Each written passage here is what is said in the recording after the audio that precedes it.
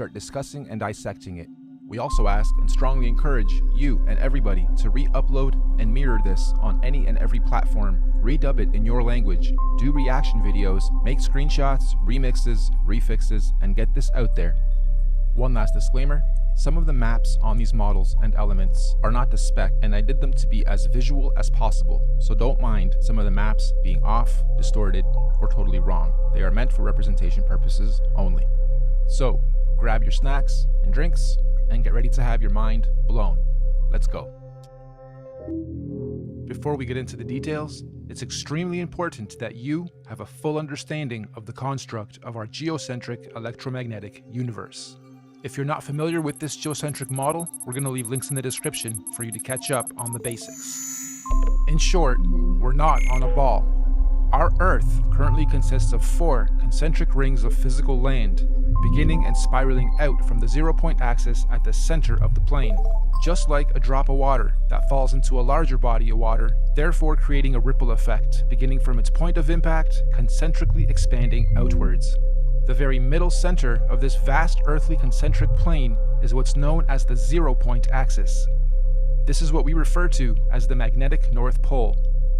This central pole is not just a symbolical metaphor, but an actual physical marker said to be a magical, or should I say, magnetic pillar, sometimes referred to as a holy mountain or the tree of life.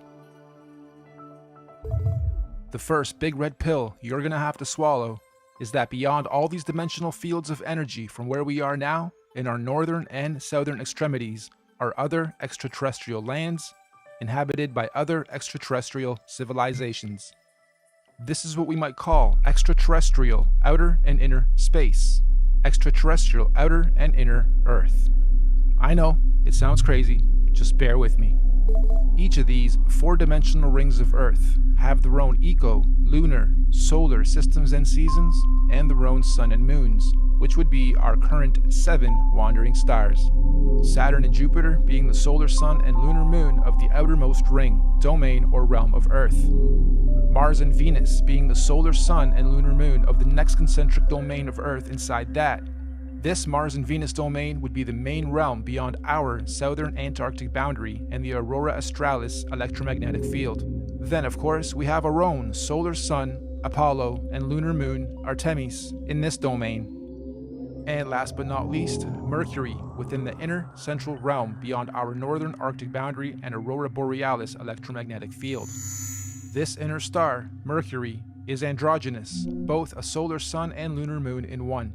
It's sometimes referred to as the inner Earth Sun or Black Sun or Planet Nibiru or Planet X. Now, the full expanse of our entire earthly plane with all the different realms would be what the ancient Greeks referred to as Mother Gaia, the Kemetic Egyptians called the Benben or Mother Geb, and the Indo-Vedics referred to as the Bhumandala. In this presentation, we're going to explain and show how this spiral expansion of space, time, and matter began and continues to be. Let's go. This calendar is a modern interpretation and mix of the Aztec Mayan calendar, Egyptian Dendra stone, the various Chinese and Indian Dharma wheels, as well as other ancient cosmological and universal clocks and calendars.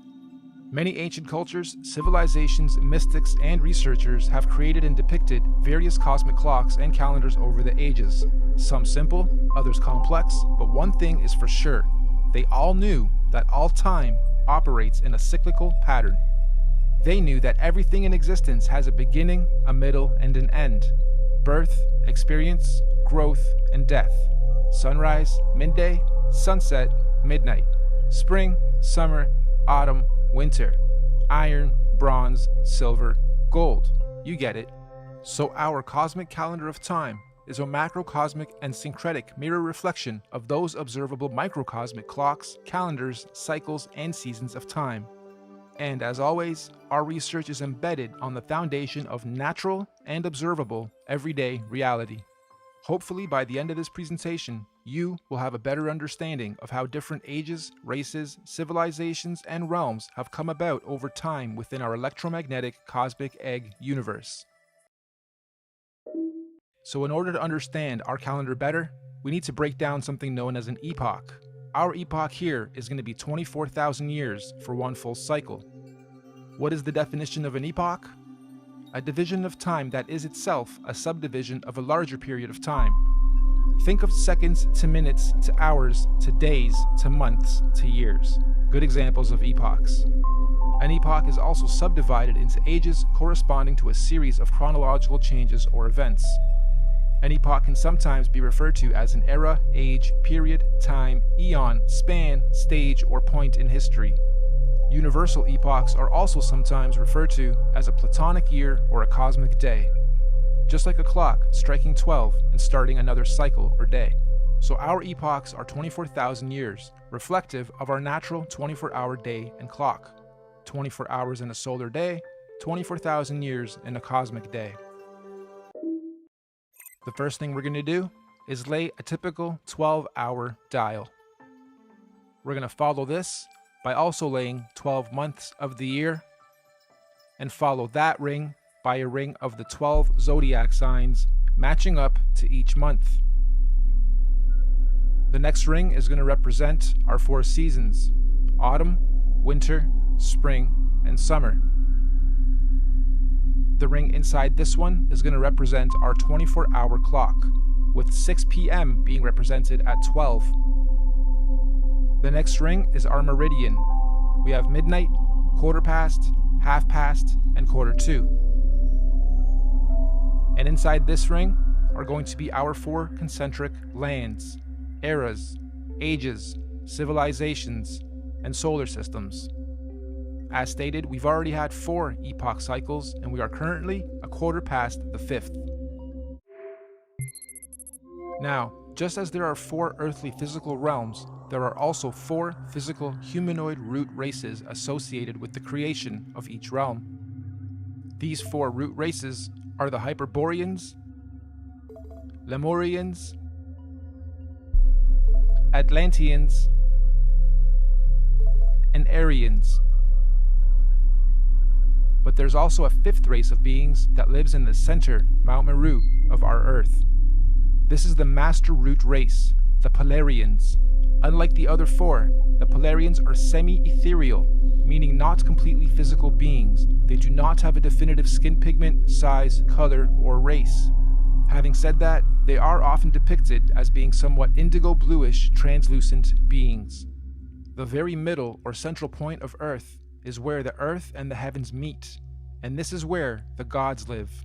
We propose that the Polarians are able to transverse between the 2 worlds, the heavens or spiritual realms above, and earth/physical planes below.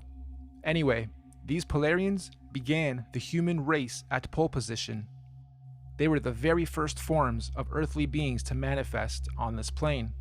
All the other 4 root races were seeded by the Polarians, hence the term Master Race. We could also call the Polarians the guardians of the Earth. So this first Polarian epoch, or first 24,000 years, centered around the cosmic tree of life, was regulated by the grand heavenly first and largest solar system, Neptune and Uranus, the highest and first 2 wandering stars, or sun and moon, of our universe, albeit semi-ethereal in nature. And, at the end of their epoch, the Polarians completed their first cycle or circle of cosmic time, 24,000 years of experience. This was the end of their epoch. At this point, the Polarians created their very first physical manifestation, and so the Hyperboreans realm and root race are created. A new physical paradigm emerges, unfolding out of the North Polar Center Axis, aka the very first ripple. We could also say the tree of life gave birth to its first physical fruit or seed. This process is what we might call a pole shift, the very first pole shift of our Earth. This new Hyperborean realm comes complete with its own solar system to regulate its physical space, time, and matter. The very first sun and moon are also created, Jupiter and Saturn. However, at this stage, they are androgynous. They are one. They are not separated. They only separate at the end of their epoch. This is the first domain to experience fully physical earthly space, time, and matter, all regulated by the very first earthly solar system.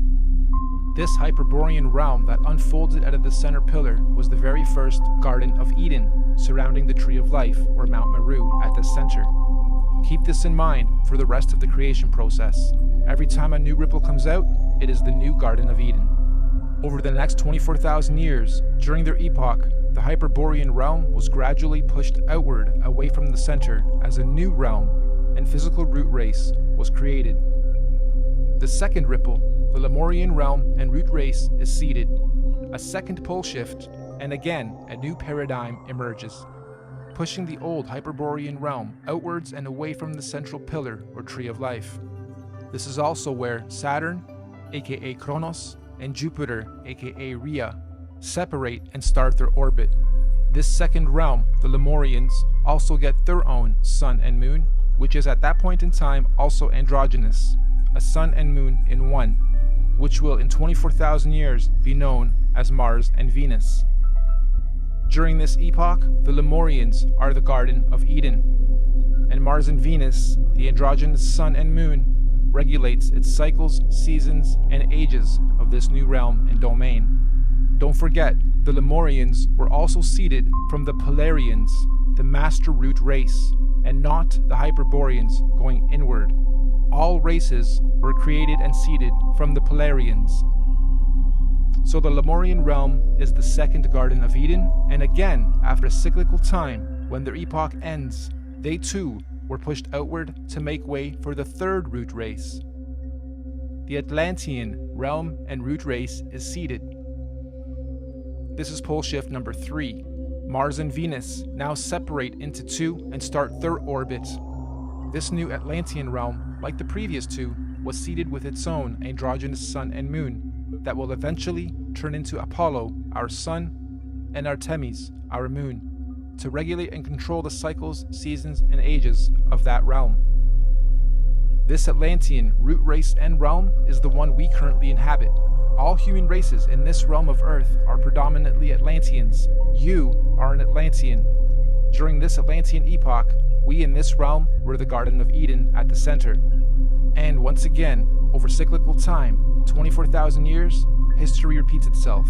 Atlantis fell, or rather sank, when the Great Deluge or Flood happened, and reset us from the center to where we currently are, also finally setting Apollo and Artemis into their orbit. And so the Aryan root race was seeded out from the fourth and most recent pole shift. This is the current Garden of Eden. And to give us a point on our timeline, this Aryan root race and realm was seeded about 6,000 years ago to join the human race.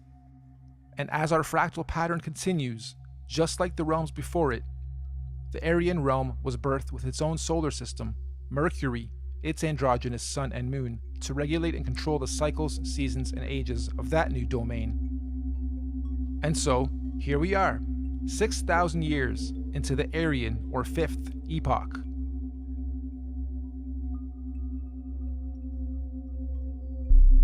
In summary, we have 5 epochs so far.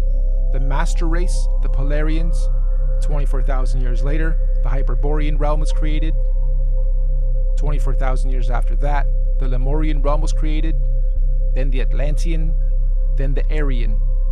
And according to many ancient scriptures, mythologies, and mystics, there are 2 more epochs to come, meaning 7 epochs, 7 earthly realms, and 7 root races. Moving on. You'll also notice in this realm of Earth we are currently in, there are 4 main races. All the other races in between are mixed races, or rather mixes of these 4 sub and root races. The black races have their DNA lineage from the very first Earth root race, the Hyperboreans. All native black cultures of this realm predominantly have their cultural beliefs and practices handed down by the Hyperborean root race, sometimes referred to as the Anunnaki. The Oriental Asian races have their DNA lineage from the second root race, the Lemurians, and likewise, the Oriental cultures stem their beliefs and practices from the Lemurian root race, commonly and mistakenly referred to as the Reptilians. The Indo-Asian races have their DNA and lineage from the third root race, the Atlanteans, the Indo-Asians naturally stemmed their beliefs and practices from the Atlantean root race of their current realm. The Indo-Asians naturally stemmed their beliefs and practices from the Atlantean root race of this current realm. This means the Indo-Asians or Vedic Indian races are the original root race lineage of this Atlantean realm. And the white races have their DNA lineage from the most recent fourth root race, the Aryans. And of course, most of the white cultural influences we see today are seeded from the Aryan root race currently at the center, Garden of Eden. The Aryans are what most religious texts and mythologies refer to as the current gods, or sometimes fallen angels. The Aryans are also sometimes confused with the Palladians, aka Polarians, who are semi-ethereal beings that live at the very center, Mount Meru, and not in the current Aryan Eden realm. Now, although we in this realm all appear to be different races within our different sub and mixed race lineage and traits, we are actually one race. This is due to the mixing of genetic codes over time. We are all predominantly Atlantean humans, only with slight genetic variances, most notably skin pigmentation, hair structure, eye color, and cultural and religious programs. In fact, most of the racial and religious divisions and wars fought today have their roots seeded from past wars between the four root races. We Atlanteans in this realm inherited our predisposed prejudices of one another from outside influences. Now, we hypothesize that all the other Earth realms would have many different multicultural sub and mixed races in their own domains, just like we have in this realm. Meaning, there are probably thousands of different sub and mixed races and cultures within the different domains across the entire plane of our Earth. But, fundamentally, every root, sub, and mixed race on Earth is of Polarian origin. Every physical conscious being in existence on Earth is of Polarian origin, with all the various solar systems and extraterrestrial civilizations divided and separated from one another by the various toroidal electromagnetic fields, aka the Van Allen belts. These electromagnetic belts do periodically open and close or weaken and strengthen dependent on the various universal and cosmic cycles, seasons, and ages. This periodically happens to allow the sharing or rebalancing of conscious energy, technology, and knowledge between all the different earthly dimensional realms. And we are fast approaching the next opening of these electromagnetic barriers.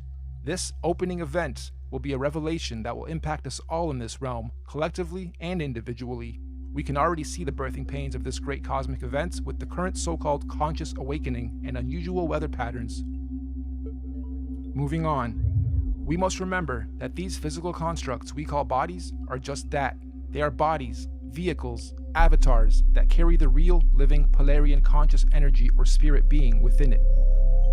This conscious energy within us that is here experiencing, learning, growing, and sharing is what some might call a spirit or a soul. This is the real you, your soul, your conscious energy.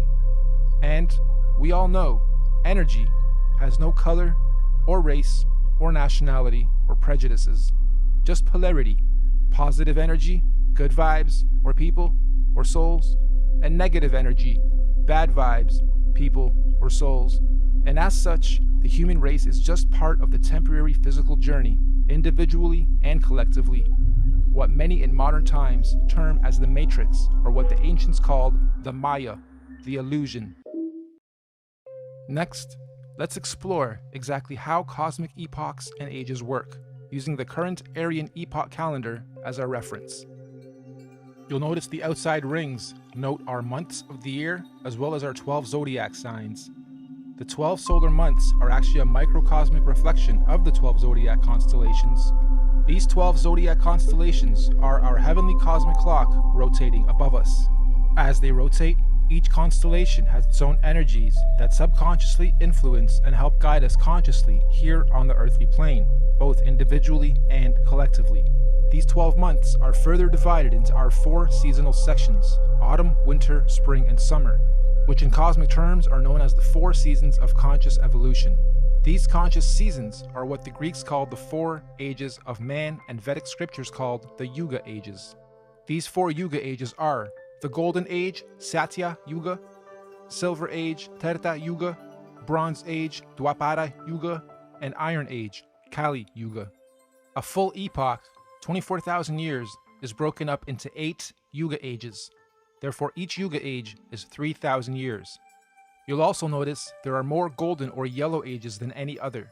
This is because the golden ages mirror the sun's presence during the course of our 12 calendar month solar season. So as you can see, lots of sunshine in the summer, a little less in autumn and spring, and little to none in winter. Of course, sunshine in this case is translated into conscious intelligence. And obviously, the Yuga ages of our universal summer are much higher states of consciousness than the Yuga ages of the spring, autumn, and certainly winter ages.